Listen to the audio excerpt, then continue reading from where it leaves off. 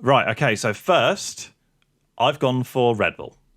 I've gone Red Bull as well. Yeah, Okay. I did see pretty easy. a lot of people predict McLaren very early on, but I Yeah, think that was quite stupid. And that's even me saying that as a big McLaren fan who knows that last year, the second half of the year, they scored yeah. more constructors points than Red Bull. Yeah. So first, Red Bull. Who have you gone for second?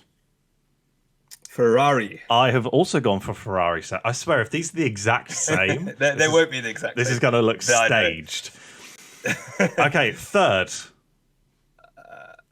Do you want to do third? I've Should we gone for alternate? McLaren. I've got McLaren as Oh well. God, right, okay. So, Uh, I mean, with Ferrari, I think they made a step up.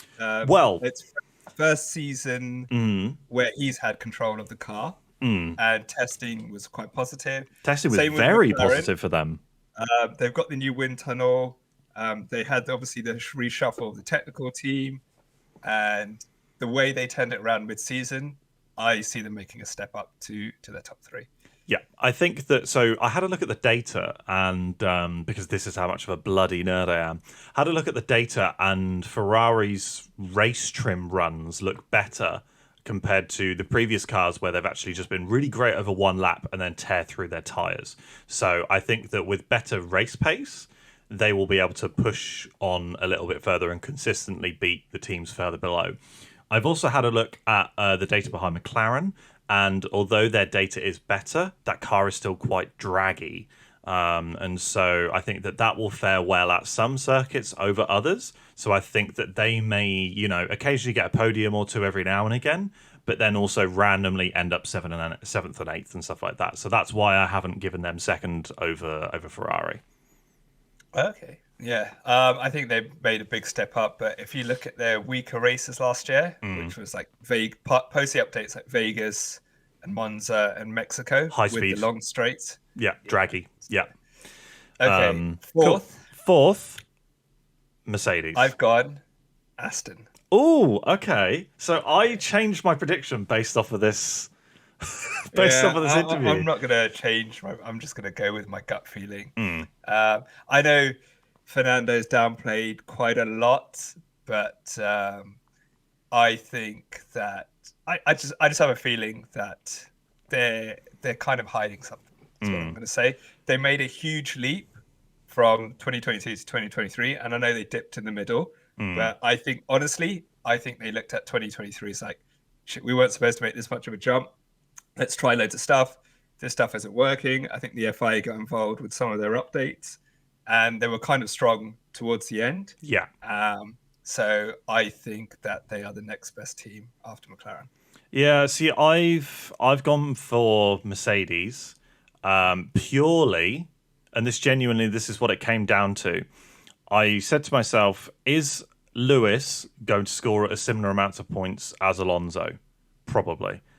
Will Lance Stroll score a similar amount of points to George? No. They've got stronger driver pairing, and regardless of a stronger car, I think they will outperform Aston Martin over the year. See, that So makes that's where sense. I've But gone for. I think if they make the same start, Aston, I think Mm. Lance, Touchwood hasn't hurt himself. Yeah, hopefully nothing like that Has had a happens. year to learn the car, learn from Fernando. Mm. So that's what I've gone. But I've gone for Mercedes after that. Yeah, I've gone for Aston Um, Martin below. Yeah, I think it's going to be very tight. I think the yeah, front three will run away with it, and then it'll be a battle between Aston Martin and Mercedes, honestly. I think because Mercedes have had to do a complete redesign of the car, Mm. while everyone else has mainly evolved. Yeah. I think that might just hold them back a little bit because they're working with new Let's concepts. see. Let's Yeah. see.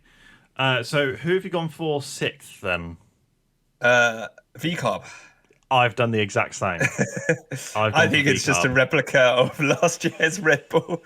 Yeah, So so from what I've looked into data as well, and their race pace is scary by the looks of things. So I also think that Danny's a very good yeah, driver in giving feedback and yeah, simulations, and having them there for like a full winter has helped him shape the car, and so that's what absolutely. I've done. I think that also they will be the I would argue, like, obviously, this is technically midfield, but I think they will be the top of the last five teams. I think that it will literally be the top three, then, so like I said, McLaren and Aston Martin battling it out, and then the bottom five. I think it's going to be a free for all. It's going to be who can collect points where and when.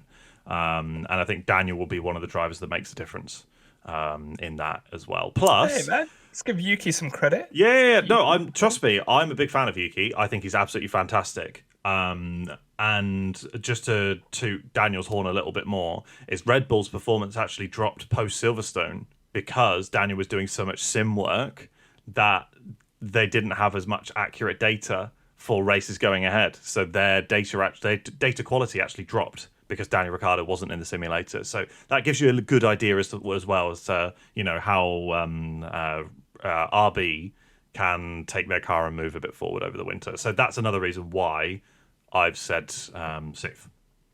Okay, cool. Who have you gone for seventh then, Ash? Williams. God damn it. I have also gone for Williams. Again, they made a huge jump Yeah. throughout the season. Yeah. Logan's got a season under his belt, so I think he will pick up some more points. We know how good Alex is, but also the James Vowles has come in and really changed the culture of that team. And he's like, look, don't be afraid of failure. We're going to change the way we're going to do things, and I think that's going to reflect in the car as well.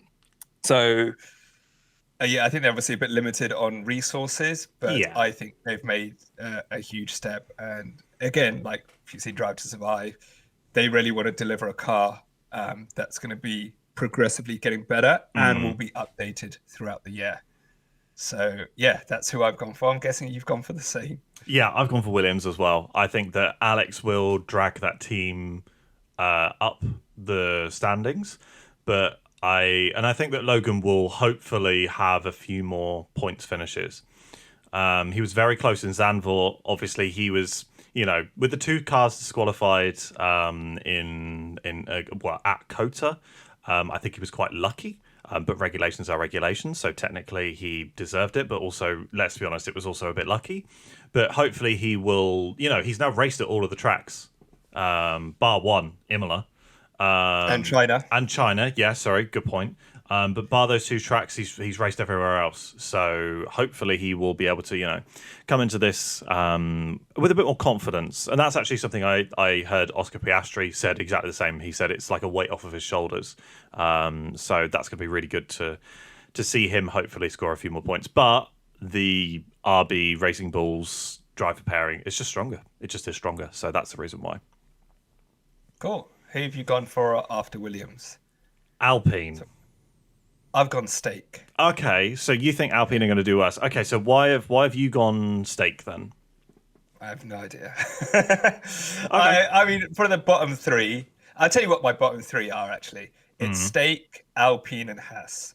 So Stake, I just thought, they've got Audi coming in. They're more willing to try new, different things. They've obviously got a few more sponsors coming in, so they've probably got some money, fair amount of wind tunnel time. Alpine has not been the best news coming out of testing. It's been bad. For them. It's been quite bad. And again, I just don't see where they just. You saw it last season. They didn't really make any progress. No, so, they slipped backwards, didn't they? Yeah, and then with Haas, again, just the same thing where it seems to be like lack of resources, maybe lack of investment. Even TP has come out saying, "Yeah, we're kind of going to be the same as last year." It does seem to have improved the tire degradation though, with the long runs that they've done.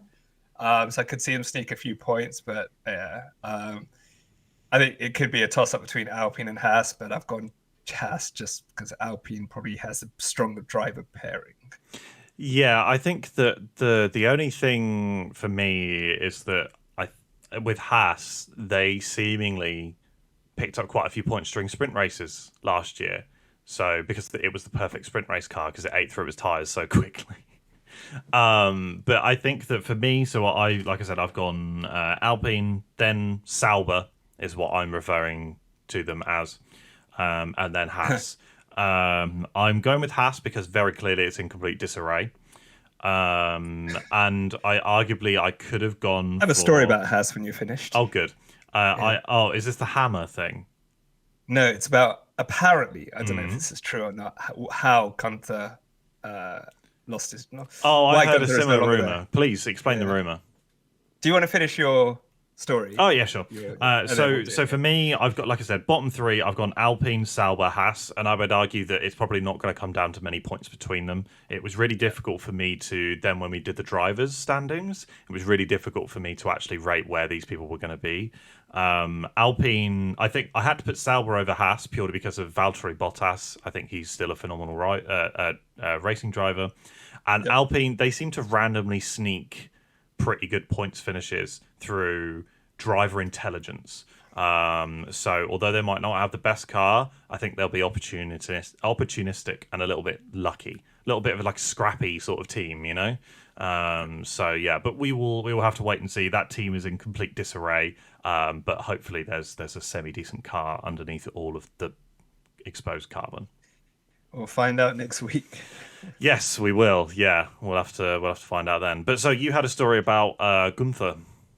Yes. So apparently, again, this is just rumors, but it's very interesting, I thought. Mm, And apparently, this was told to a Dutch journalist, which was the reason. So he left by mutual consent, wasn't mm. fired, was that he had brought a sponsor to the Haas team, and this sponsor was worth around 20 million pounds, dollars. We'll call it dollars, right? Yeah, we'll So go a dollars. fair Yeah. amount, right? And in return, because Gene had bought the sponsor, he's like, look, I bought basically 20 million into this team. I would like shares in Haas, right? Which is, a fair thing to maybe ask for. You can be on Yeah, both I sides. think if you look at Um, Toto Wolff, he owns a third of the team. So I think if Gunther had said, I want 5% of the team, 10% of the yeah, team, it might have been more. I don't know. But I feel like if he'd have said, I want this percentage of the team, and it wasn't something like, I want 51% of the team, then, you well, know. no, I don't think he'd ask for anything like that. And plus, he was the reason that Haas came in, right? He spent a lot of Oh, yeah. work behind Yeah, the exactly. scenes, Yeah. building them up, making them into a team. It wasn't Gene Very, Haas. a He very bought the money. thankless job. Yeah, he bought the money, but Gunter really built the team up. And I can understand why he would want shares, but I can also understand why Gene wouldn't want to give up shares because Yeah. these Formula One teams, no matter how poor they are worth, they're in the billions now, some of them, Yeah. right? So he would have got a fair amount out. And Gene basically said no. So Gunther was like, all right, I'm out then. It's not really worth me going through. We've seen in Drive to Survive going through all of that stress, Mm, all of that pressure for like no real reward. Because like if the car's not there in terms of like victories, is that at least there's a financial incentive for him mm. to continue to do well because hey, I've got shares in the company. So that is the rumor. Whether it's true or not, I don't know. Maybe we might find out. Maybe we Yeah, won't. I too had heard that rumor. I don't know how much truth there is to it, but I would argue there's no smoke without fire, so there probably is a bit of truth to it.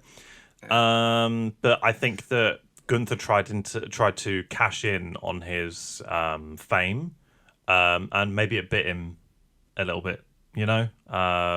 But yeah, I think honestly, I hope those books are selling well then. yeah, but I was gonna say, I think that because of his fame and because he was part of the reason why Haas was so loved, he has more than enough gravitas and aura to walk into pretty much any media company whatsoever and say, "I want to do F1 presenting and stuff like that," and that's exactly what he's doing in Bahrain next week. He's there in the paddock doing TV coverage. So whoever, I think it was you who had Gunther in the paddock on your bingo card, you will be able to tick one off next week.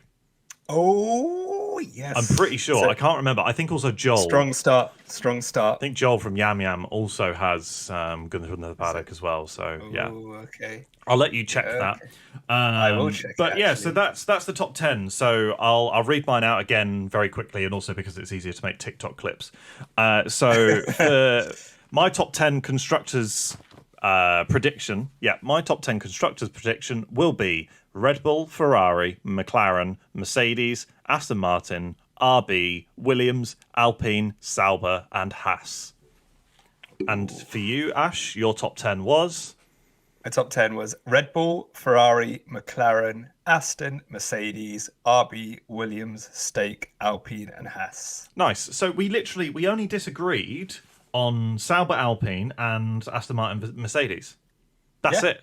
So that's it. I would argue there's probably a decent amount of truth in that. To be honest with you, I think we're pretty much spot on with there.